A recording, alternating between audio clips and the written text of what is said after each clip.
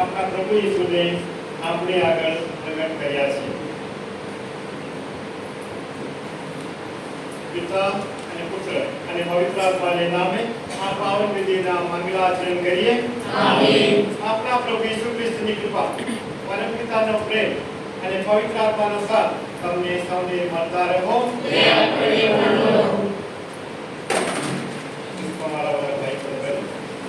આજે આપણે માતા મરિયમના જન્મદિવસના તહેવાર ઉજવીએ. આમ તો 7 સપ્ટેમ્બરે તહેવાર ઉજવીએ છીએ. આજે આપણે આ પવિત્ર ધામમાં માતા મરિયમની જન્મદિવસનો તહેવાર ઉજવીએ.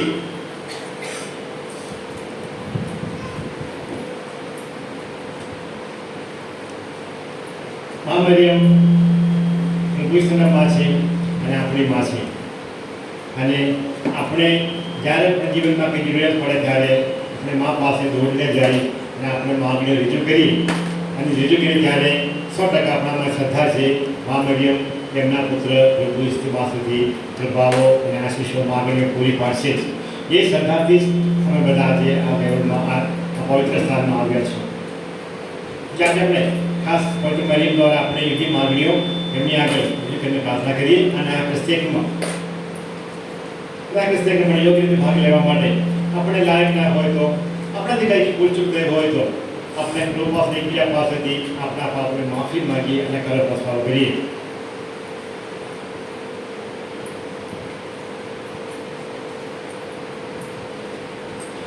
હવે બધા સાથે મળી આપણા પાપોનો એકરા કરીએ. સર્વસમર્થ પરમેશ્વર, હું પાપનો એકરા કરું છું. ગુરુ કરીને કર્તવ્ય ચૂકીને મન વચન અને કર્મથી મેં અસંકલ્પ કર્યા છે. એ મારો દોષ છે, મારો પોતાનો દોષ છે. એ ખરેખર મારી મરિયમ સર્વદેવ અને બંધો મારા માટે માફી માંગો. સર્વસમર્થ પરમેશ્વર, આપણા પર દયા કરી આપણા પાપ માફ કરો અને આપણને શાશ્વત જીવનના દર્શન કરાવો. આમીન.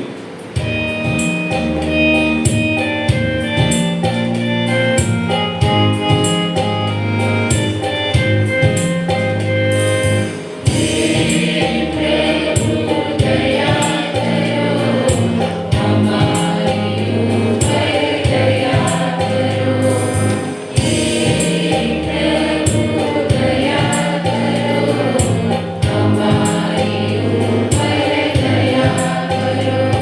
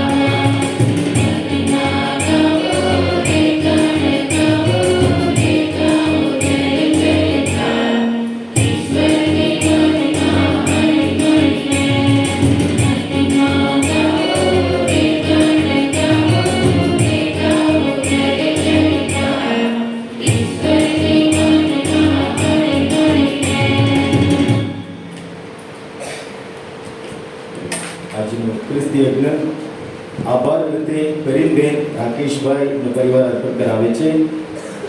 આભાર રીતે નાતીબેન એમનો પરિવાર અર્પણ કરાવે છે. ખાસ હેતુ માટે મેરીબેન એમનો પરિવાર અર્પણ કરાવે છે. આભાર રીતે સુધાબેન ડેવિડભાઈ ગાબી એમનો પરિવાર અર્પણ કરાવે છે. આભાર રીતે સુદીપ્તા રાહુલ અને એમનો પરિવાર અર્પણ કરાવે છે. આભાર રીતે સુજીતા અર્પણ કરાવે છે. ખાસ હેતુ માટે અંજલિ ડામોર અર્પણ કરાવે છે અને ખાસ હેતુ માટે જાનભાઈ ડામોર અને પરિવાર અર્પણ કરાવે છે. પ્રાર્થના કરીએ. હે પરમ પિતા, માતા મરિયમની જન્મની દુનિયા પર મુક્તિના પ્રભાવનો પ્રથમ કિરણ ઝળક્યું. એમની જન્મ જયંતિના આ મંગળ દિવસે અમારી આગળ તમારી કૃપાની ભંડાર ખોલી નાખો. અમારા અંદર તમારી શાંતિથી છલકાવી દો. આ પ્રાર્થના અમે તમારા પુત્ર અમારા પ્રભુ ઈસુ ખ્રિસ્ત દ્વારા કરીએ છીએ. તેઓ તમારી તેમજ પવિત્ર આત્માની સાથે સાક્ષાત પરમેશ્વર છે, સર્વના જીવનદાતા છે.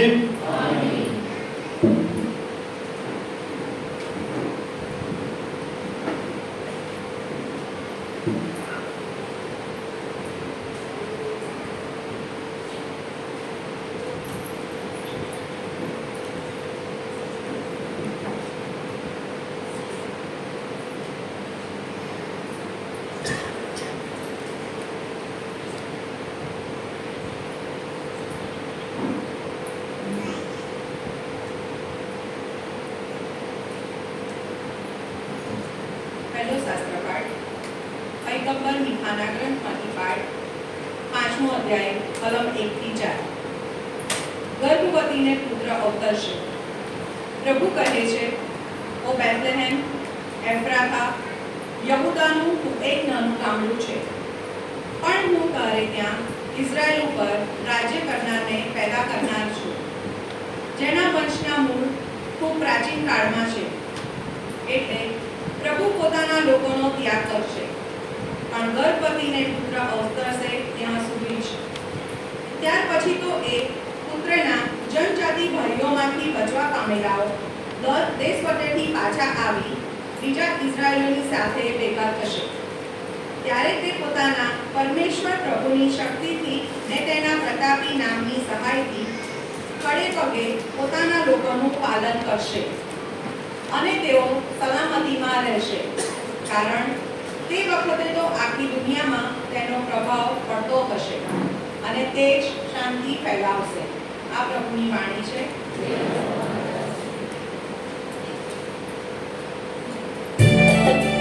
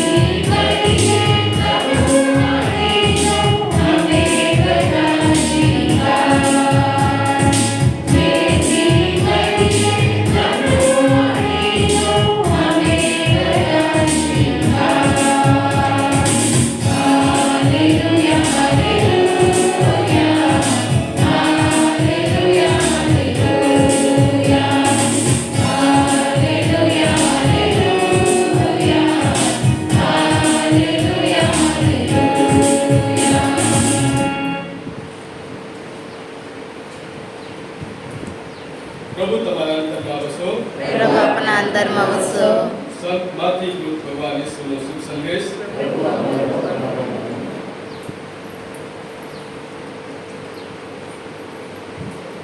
અબ્રાહમના વંશજ, દાવીદના વંશજ ઈસુ ખ્રિસ્તની વંશાવળી. અબ્રાહમનો પુત્ર ઈસાક, ઈસાકનો યાકોબ, યાકોબનો યહૂદા અને તેના ભાઈઓ. યહૂદાના સમાજથી થયેલા પુત્રો તે પેરેસ અને ઝેરા. પેરેસનો હેસ્રોન, હેસ્રોનનો રામ, રામનો અમીનાદાબ, અમીનાદાબનો નાસોન અને નાસોનનો સલમા, સલમાનો રાહાબથી થયેલો પુત્ર તે બોઆઝ, બોઆઝનો રૂતથી થયેલો પુત્ર તે ઓબેદ, ઓબેદનો ઈશાઈ અને ઈશાઈનો પુત્ર તે રાજા દાવીદ.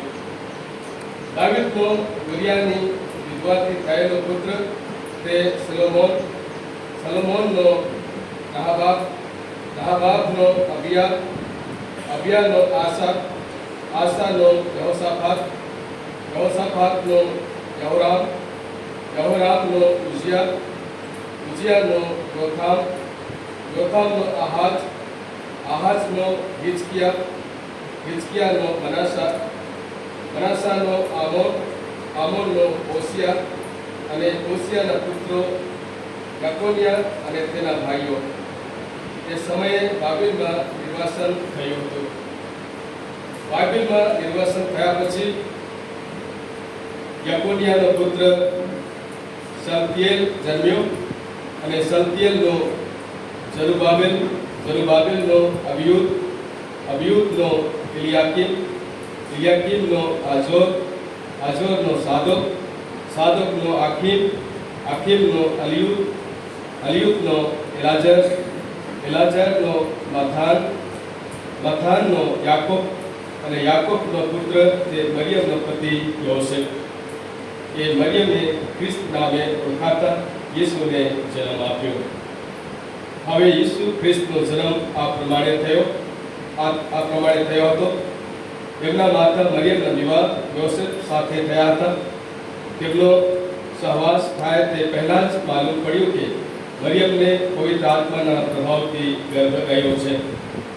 તેમના પતિ યોસેફ ધર્મિષ્ઠ માણસ હતા અને તેમને ઉઘાડા પાડવા ઈચ્છતા ના હતા, એટલે તેમની ઈચ્છા કશી હોહા વગર તેમને છૂટા કરવાની હતી. તેઓ એ વાતનો વિચાર કરતા હતા. એવામાં એક દેવદૂતે તેમને સ્વપ્નમાં દર્શન લઈને કહ્યું, દાવીદ પુત્ર યોસેફ, તારી પત્ની મરિયમને ઘેર તેડી લાવતા ડરીશ નહીં. એને જે આ ઘર કહ્યો છે તે પવિત્ર આત્માના પ્રભાવથી રહ્યો છે. તેને પુત્ર અવતરશે અને તું તેનું નામ ઈસુ પાડશે, કારણ તે પોતાની પ્રજાને પાપમાંથી મુક્તિ આપનાર છે. પ્રભુએ પૈગંબર મુખે કરેલી ભવિષ્યવાણી સાચી પડે એટલા માટે આ બધું કર્યું. તેણે ભાગ્યું હતું કે કુંવારી કન્યાને ગર્ભ રહેશે અને તે પુત્રને જન્મ આપશે અને લોકો તેનું નામ ઇમાનુએલ એવું પાડશે. ઇમાનુએલ એટલે ઈશ્વર આપણી સાથે છે. આ પ્રભુની વાણી છે.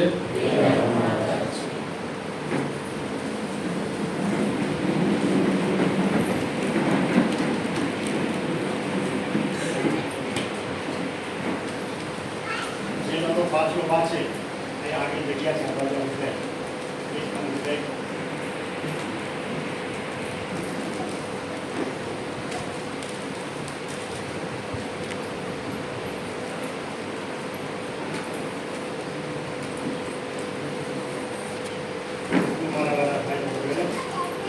ધર્મસભામાં ફક્ત ત્રણ જ જન્મ જોઈએ છીએ.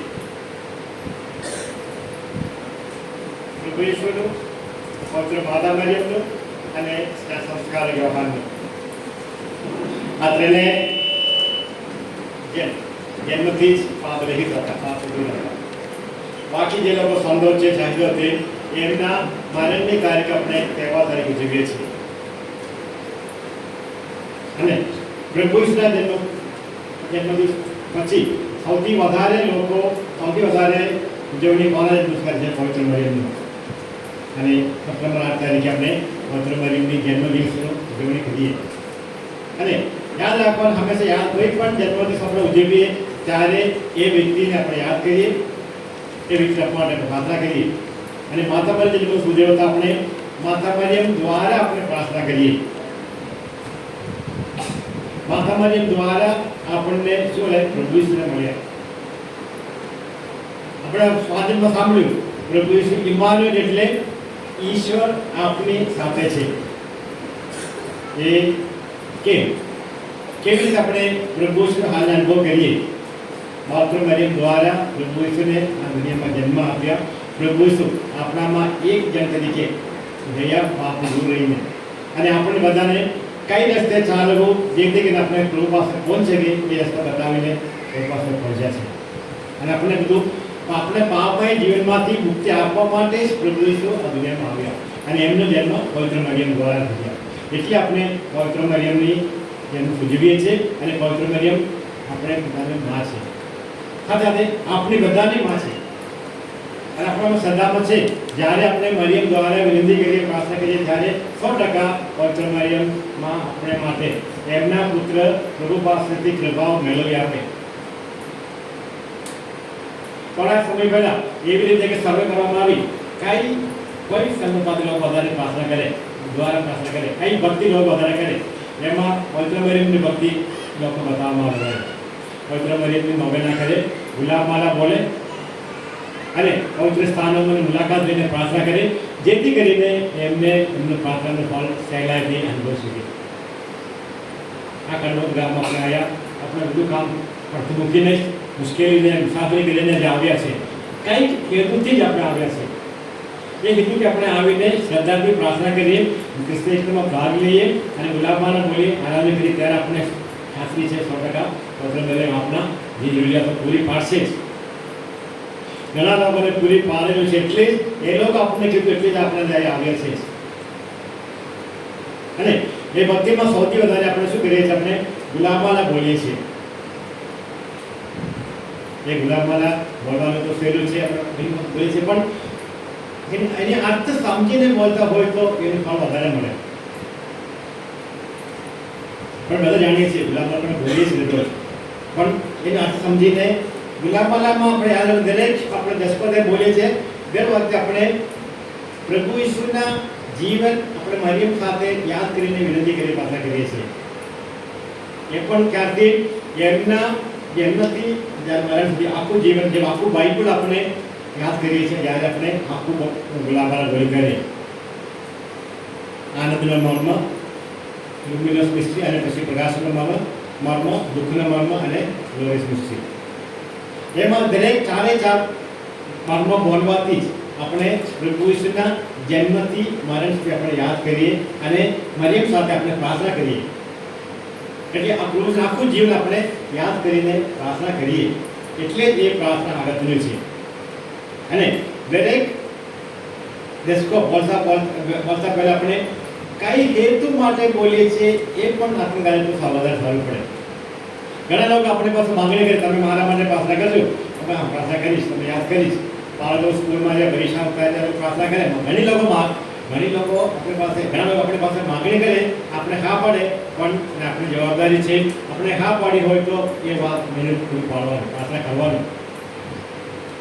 અને સૌથી સહેલું છે બસ આપણે રોકાણ બોલીએ ત્યારે દરેક મર્મ એક હેતુ માટે આપણે કરવાનું. હવે ફક્ત 5-10 બોલો તો રોફરી બોલાતું નથી. આમ તો 4 મિસ્ત્રી બોલવું પડે તો કહેવાય આખું રોફરી. પણ ફૂલ રોફરી એટલે આનંદનો મર્મ, પ્રકાશનો મર્મ, દુઃખનો મર્મ અને ગ્લોરિયસ મિસ્ટ્રી, મહિમાનો મર્મ. એટલે આ 4 આપણે બોલતા હોય ત્યારે લોકોને આખું જીવન આપણે યાદ કરીએ. અને કદાચ 1 કલાક કે સવા કલાક લાગે પૂરું બોલતા, પણ એ આપણે 4 ભાગમાં બોલવા માટે બધું મુશ્કેલ ના પડે. સવારે ઉઠતા સૌથી પહેલાં બસ લોકોનો આનંદનો મર્મ બોલતા હોય. સવારથી ઉઠી નાસ્તો કરે આપણે 10 કે 12 મિનિટ હોય તો 5-10 બોલી શકાય. અને એ 5 શબ્દો માટે આપણે એને બોલી શકાય. આપણા મા બાપ માટે પ્રાર્થના કરી શકાય, આપણા બાળકો માટે પ્રાર્થના કરી શકાય, આપણા સફાઈ માટે પ્રાર્થના કરે છે, કોઈ બીમાર વ્યક્તિ હોય એમને યાદ કરશે. એવી રીતે કંઈક કહેતું હોય તો 5 ખેતુઓ માટે 5 દશકો બોલી નાખી દેવાનો. નાસ્તો કર્યા પછી બપોર સુધી છે જ આપણે કંઈ પણ કામમાં હોય તો પણ એક પ્રકાશન બોલવાનું. કેટલી 10 મિનિટ ખાલી સમય બોલતા હોય તો બીજા 5 ખેતુઓ માટે આપણે પ્રાર્થના કરી શકાય. બપોર પછી સાંજ પહેલાં ચા પહેલાં ફરી એક સમય મળે ત્યારે દુઃખના મન બોલીને આત્મ કરી શકાય. અને છેલ્લે આનંદનો મન મહિમાનો મન ગ્લોરિયસ ન્યૂઝ આપણે બોલીને આત્મ કરી શકાય. અને સાથે સાથે હિસ્ટ્રી પણ બોલી શકાય. એટલે આખું સુધી આખા દિવસ દરમિયાન આપણે 4 મર્મ બોલીને આપણો 4 બોલીને આપણે પ્રાર્થના કરી શકાય. તેથી આખું ફૂલ ઓફને આપણે બોલી શકાય. અને પવિત્ર મરિયમ સાથે પ્રભુ ઈસુના જીવન વિશે આપણે મનોરંજન કરીને પ્રાર્થના કરી શકાય. એ રીતે પ્રાર્થના કરતા હોય તો આખું રોસ્ટર બોલવાથી આપણે 20 ખેતુઓ માટે પ્રાર્થના કરી શકીએ અને એમાંથી એને ફળ મળે છે. ખાલી રોસ્ટર બોલવા કરતા બોલતા હોય પણ નહીં મળે. ક્રિસ્તેકને પહેલાં આપણે આ ક્રિસ્તેકના કોના માટે હેતુઓ પણ કરીએ છીએ. આપણે પ્રાર્થના યાદ કરીને પ્રાર્થના કરીએ. એટલે આપણે પ્રાર્થના પહેલાં ક્રિસ્તેકને પહેલાં કઈ હેતુ માટે આપણે પ્રાર્થના કરીએ એ આપણે યાદ કરીને પ્રાર્થના કરવાની. ખાલી એમ જ બોલવાથી મળે કદાચ નહીં મળે. ઘણા લોકો ઘણું બધું પ્રાર્થના કરીશું પણ એ પ્રાર્થનાનું ફળ નથી મળતું. હંમેશા રાખવાનું આપણે પ્રાર્થના કરીએ ત્યારે બાળક જેવો હૃદય ધરાવીને નિષ્કલંક હૃદયથી પ્રાર્થના કરે અને કઈ હેતુ માટે પ્રાર્થના સ્પષ્ટ કરીને પ્રાર્થના કરતા હોય તો જ એનું ફળ મળે. જુદી બધી રોજગાર આપણે બોલતા એ પણ એમ જ શા માટે રોજગાર બોલી છે પણ કઈ હેતુ માટે તમે સ્પષ્ટ કરીને આ હેતુ માટે આ રોજગારી બોલીને આપણું કરીશું. મારા બાળકો માટે આજે આ રોજગાર બોલીને આપણું કરીશું. એવી રીતે આપણે કરતા હોય તો જ એનું ફળ આપણે સાચું ફળ મળી શકે. આજે તમે આવ્યા આ મને ફોટા ખાતરી છે તમે કંઈક સ્પષ્ટ ચોક્કસ હેતુ માટે જ તમે આજે કડવત આવ્યા છો અને એ હેતુ માટે તમે પ્રાર્થના કરતા કરશો અને તમને એનો જવાબ પણ મળશે. અને કોઈ પણ ભેટ આપણે માનો કોઈ પણ આપણે કામ કરવું હોય તો એમાં આપણે શું આપવું પડે? એમાં આપણે ભોગ આપવું પડે, સમય આપવું પડે, પૈસા ખાસ કરવું પડે. ત્યાં ભોગો તો જ એનું ફળ મળે. ખાલી ઘરે બેસીને પ્રાર્થના કરે કદાચ એનું ફળ સહેલાઈથી ન મળે. પણ એ માટે આપણે ભોગ લેતા હોય તો તકલીફો લેતા હોય તો સમય કાઢતા હોય તો જ એનું ફળ મળે. એટલા માટે જ અમે આપણે આવીએ એ પ્રાર્થના કરીએ. એની વખત ઘૂંટણી પડીને આપણે થોડા સહન કરીને પ્રાર્થના કરે તો એનું ફળ મળે. ઉપવાસ કરીને પ્રાર્થના કરે તો એનું ફળ મળે. લોકોને કહું છું પ્રાર્થના કરો છો પણ પ્રાર્થના કરતા પણ થોડી તૈયારી કરીને યોગ્ય રીતે પ્રાર્થના કરતા હોય તો એનું ફળ મળે. અમને એવું લાગે આટલી બધી પ્રાર્થના કરી કેમ તમે મારી પ્રાર્થના નથી સાંભળતા તો તમે પાછી કરીને તમે પ્રાર્થના કરો, પ્રાર્થના ફળ મળે. નિષ્કલંક હૃદયથી બાળક જેવો હૃદય ધરાવીને તમે પ્રાર્થના કરતા હોય તો 100% તમને પ્રાર્થના જવાબ મળે. અને ઘણી વખત એવું યાદ લાગે આપણે કદાચ ભૂલ કરીએ પછી આપણે ભૂલ કરીએ છીએ એવું યાદ નહીં આવે. કોઈ માનતા જૂઠ નથી બોલતો એમ પોતે એવું નિર્ણય લઈ લીધો છે. આ ઘણી વખત આપણા વાણી વર્તન દ્વારા બીજા લોકોને દુઃખ દુઃખ આપે છે. ઘણા લોકો આપણે સાચા દિલથી કામ કરવાનું પાછળ પડે છે. એટલે એ બધું યાદ કરીને સાચા દિલથી હાસિલ કરીને પછી તમે પ્રાર્થના કરો, પ્રાર્થના ફળ મળે, સાચા દિલ જવાબ મળે. અને તમે જે કંઈ કામ કરો છો એ કામમાં તમને શું મળે? સફળતા મળે. અને તમારા જીવનમાં શું મળે? આનંદ મળે.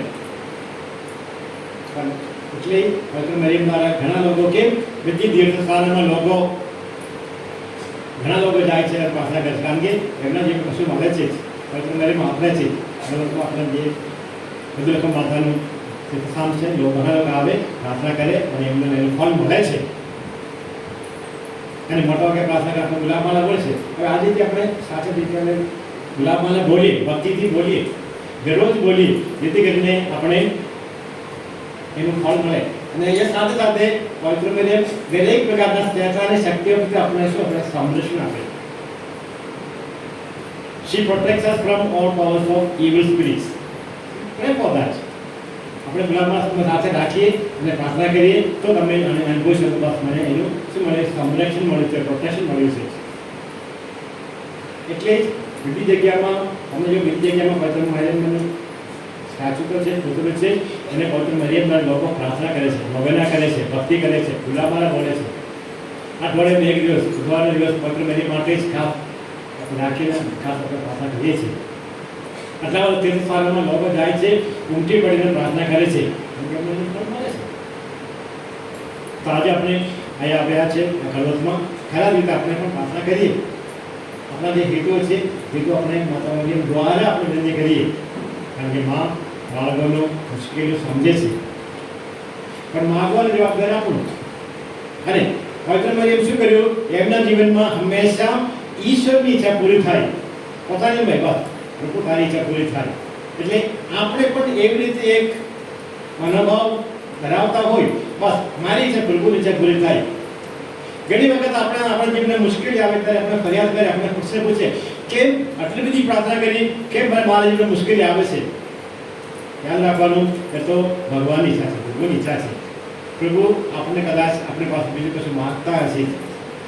હંમેશા આપણા જીવનમાં જે કંઈ બને છે એ પ્રભુની ઈચ્છા મુજબ છે, એ આપણી ભલા માટે છે.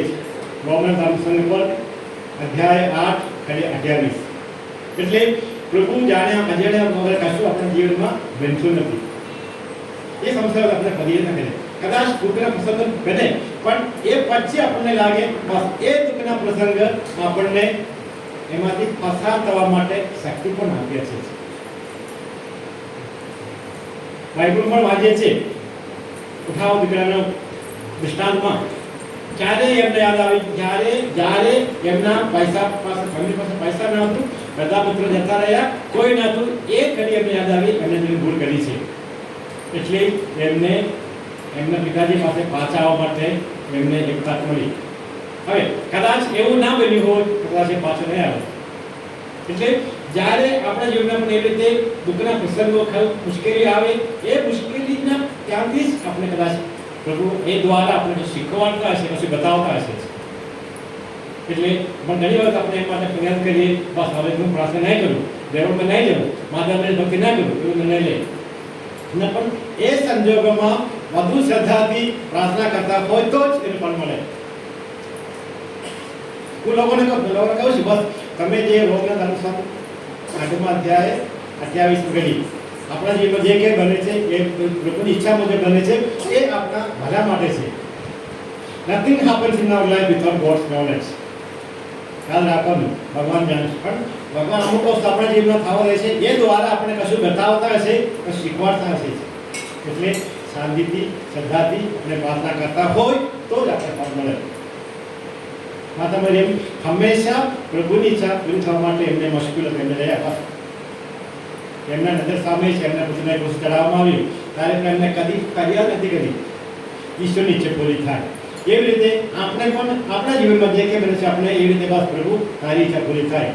પણ અમુક વખત આપણે ખબર ના પડે એટલે આપણે ફરિયાદ કરે, એ આપણે પ્રભુ ભૂલ કરી છે, પણ મને શ્રદ્ધા આપો, મને શક્તિ આપો. તમે મને ક્રોસ આપતા હોય તો એ ક્રોસ ઉપાડવા માટે શું આપણે શક્તિ પણ મને આપો. બીમારી આપતા હોય તો બીમારીમાંથી પસાર થવા માટે શક્તિ આપો, બસ બીજું કંઈ નહીં આવે. એટલે આજે પવિત્ર મરિયમ દ્વારા આપણે પ્રાર્થના કરીએ, આપણા દરેકના જીવનમાં આપણા માટે શ્રદ્ધા છે, શ્રદ્ધા વધે અને વધુ શ્રદ્ધાથી પ્રાર્થના કરીએ, જેથી કરીને આપણા જીવન, દરેકના જીવનમાં એમના પુત્ર પ્રભુ ઈસુનો અનુભવ થાય અને પ્રભુના સાચા શિષ્ય તરીકે આપણે રહી શકીએ, કામ કરી શકીએ. અને જે કંઈ કામ આપણે કરીએ છીએ એ કામ સાચા દિલથી કરીએ, જેથી કરીને આપણું કામ દ્વારા આપણે પ્રભુની ઘોષણા કરીએ. જે કંઈ જગ્યામાં કામ કરતા હોય, જે કંઈ જગ્યાએ આપણે રહેતા હોય, તો આપણા જીવન દ્વારા આપણા પડોશીઓને, આપણા મિત્રોને પણ પ્રભુનો અનુભવ કરવા માટે આપણે શું બનીએ? નિમિત્ત બનીએ. We become cause for others to experience Jesus in their life. એ આપણી જવાબદારી છે. આપણા જીવન દ્વારા પ્રભુ ઈસુને જન્મને અનુભવ કરવા માટે આપણે નિમિત્ત બનવું જોઈએ.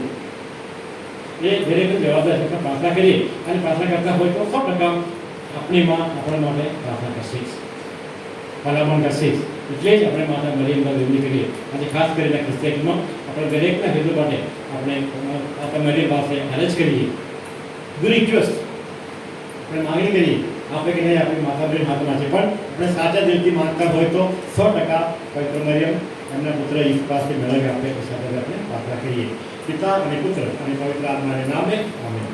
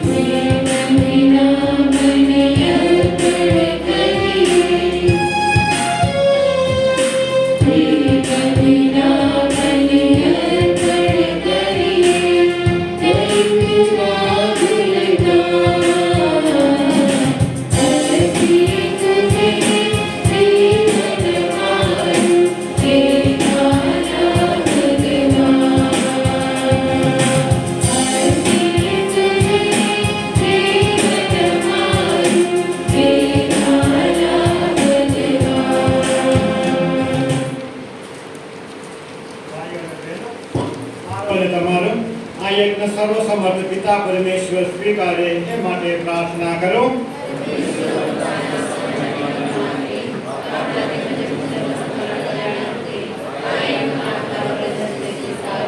પ્રાર્થના કરીએ. હે પિતા, તમારા પુત્ર ઈસુએ કુમારી મરિયમને ઉદરે માનવ તરીકે જન્મ લેવાનું પસંદ કર્યું. એમ કરીને એમને માનવી પ્રત્યે આનંદ દયા દાખવી તેઓ અમને નિર્મળ અને પવિત્ર કરો અને અમારા આ નૈવેદ્ય પર તમારી પ્રસન્નતા ઉતારો. આ પ્રાર્થના અમે તમારા પુત્ર અમારા પ્રભુ ઈસુ ખ્રિસ્ત દ્વારા કરીએ છીએ. તેઓ તમારી તેમજ પવિત્ર આત્માની સાથે સાક્ષાત પરમેશ્વર છે, સર્વના જીવનદાતા છે. પ્રભુ તમારા અંદરમાં આવશો. સૌ ઈશ્વરનું ધ્યાન કરો. પિતા પરમેશ્વરની આભાર સ્તુતિ કરીએ.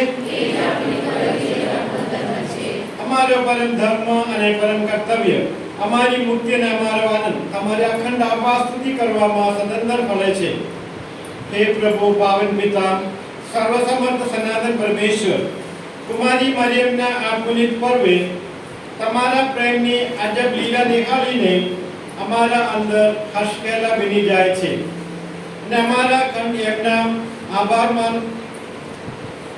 આભાર ગાનના પડદા પાડી રહી છે. તમારી આ દીન દાસી પર તમે પ્રસન્નતા ઉતારી ને તમારા પુત્રની જનતા થવા એને પસંદ કરી. એના દ્વારા મુક્તિદાતા ભગવાન ઈસુને મેળવીને સગળા યુગો અને સગળી પેઢીઓ ધન્ય થયા છે ને તમારી અસીમ કરુણા બદલ સ્વર્ગ દરબારના દેવદૂતો અને સંતો તથા ચરાચર સૃષ્ટિ મંડળ સાથે નિત્ય તમારા ગુણગાન ગાયા કરે છે.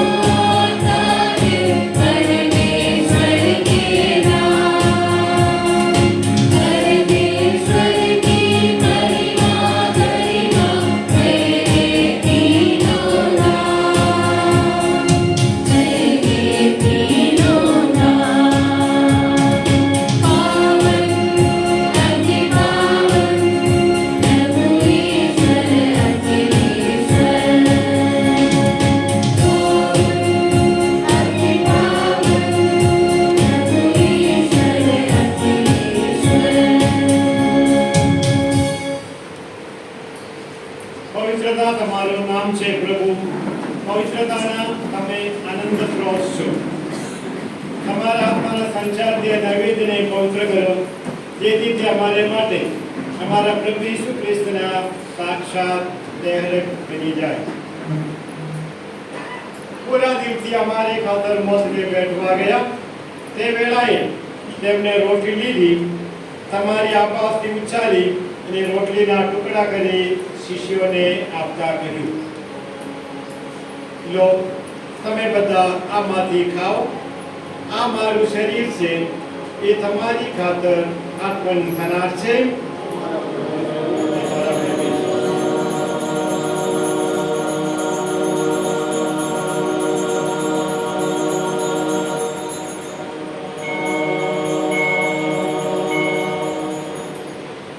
એ જ રીતે ભોજન પછી તેમણે પ્યાલો લીધો, ફરી તમારી આસપાસથી ઉચ્ચારી ને શિષ્યોને આપતા કહ્યું, લો, તમે બધા આમાંથી પીવો. આ મારા લોહીનો પ્યાલો છે, નવા અને શાશ્વત કરારનું આ મારું લોહી છે.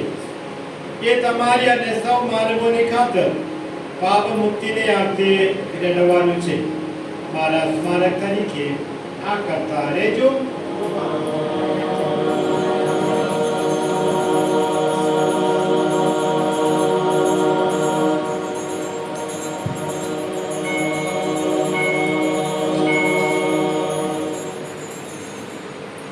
આપણી ધર્મ શ્રદ્ધાનું મહાન રહસ્ય છે.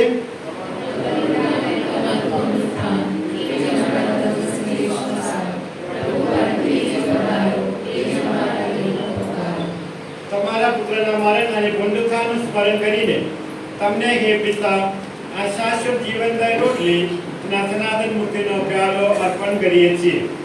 તમારા સાનિધ્યમાં આવી તમારી સેવા પૂજા કરવા તમે અમને લાયક ગણ્યા એ માટે અમે તમારો આભાર માનીએ છીએ અને તમારા ચરણે પડીને વિનંતી કરીએ છીએ કે અમે બધા ઈસુ ખ્રિસ્તના દેહ રક્તનો આહાર કરીને પવિત્ર આત્માના પ્રતાપથી એક બની જઈએ.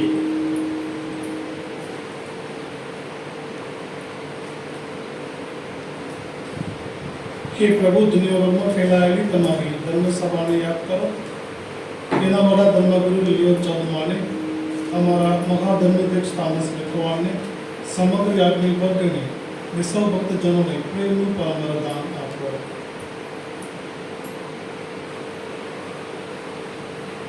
નવજીવનની આશાએ મૃત્યુ પામેલા અમારા આપ્તજનોને તેમજ તમામ સદ્ગત ભાઈ બહેનોને યાદ કરો.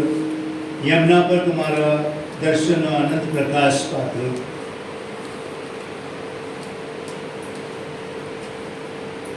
અમારા સૌની ઉપર દયા કરો અને ઈશ્વરીતા કુમારી મરિયમ, તેમના પતિ સંત યોસેફ, પુણ્યશ્લોક પ્રસિદ્ધો, યુગે યુગે પ્રશ્નના તમામ સંતોની સાથે અમને શાશ્વત જીવનના ધામમાં પ્રવેશ કરાવો તથા તમારા પુત્ર પ્રભુ ઈસુ ખ્રિસ્ત દ્વારા નાકનગાન ગાવાનો સદભાગ્ય આપો.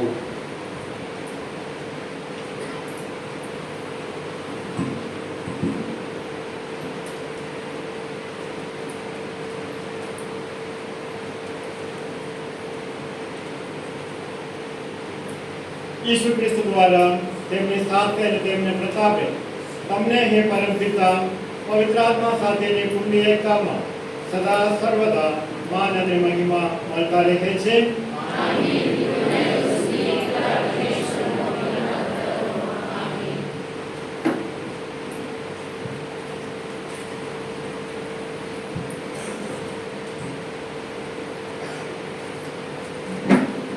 હવે આપના ઉદ્ધારના શબ્દોમાં જ કિંમતભેર પરમ પિતાને પ્રાર્થના કરીએ. સપના છે તારું નામ પવિત્ર બનાવો, તારું રાજ્ય આવો, જે સ્વર્ગમાં તેમ પૃથ્વી ઉપર બની જાગૃતિ થાઓ. અમારી દરરોજની રોટલી આજે અમને આપ, અને જે અમને અમારા ક્ષમા કરીએ છીએ એમ તું અમારા પાપોને ક્ષમા કર, અને અમને પરીક્ષામાં ન લાવ. તમામ અનિષ્ટોથી અમને ઉગારી લો હે પ્રભુ. સગળા પાપથી અમને મુક્ત કરો. આ સંસાર યાત્રામાં અમે અમારા તારણહાર ઈસુ ખ્રિસ્તના પ્રગટ થવાની પ્રતીક્ષા કરીએ છીએ. અમારી મંગલ આશા ફળે ત્યાં સુધી તમારી કરુણા અમારા પર વરસાવતા રહી તમારી શાંતિ ચાય હેઠળ અમને સંભાળી રાખો.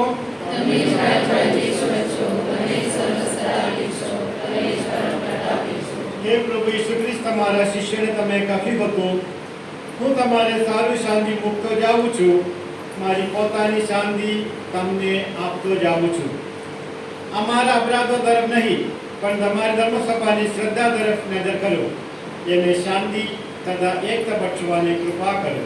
તમે પિતા અને પવિત્ર આત્માની સાથે સાક્ષાત પરમેશ્વર છો, સર્વના જીવનદાતા છો.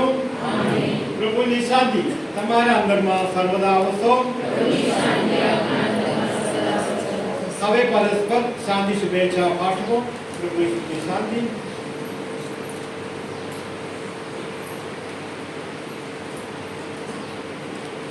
પ્રભુ ઈસુના દરેક કથા આપણા સૌનો આનંદ કલ્યાણ થાઓ.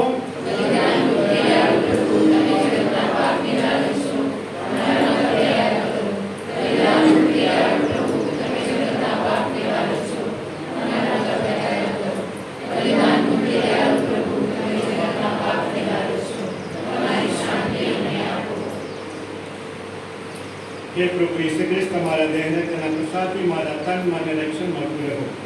મારા માટે તે સદા મુક્તિદાયક છે તેના યોગ્ય આહારથી હું કદી અપરાધ કે સજા પાત્ર ન કરું એવી કૃપા કરો.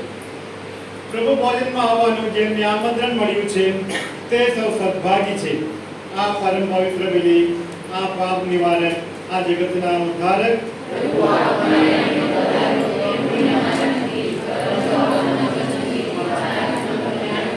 ક્રિસ્તના દેહને લે તમારા માટે જીવનદાયક રોટલી અને આહાર બની રહેશે.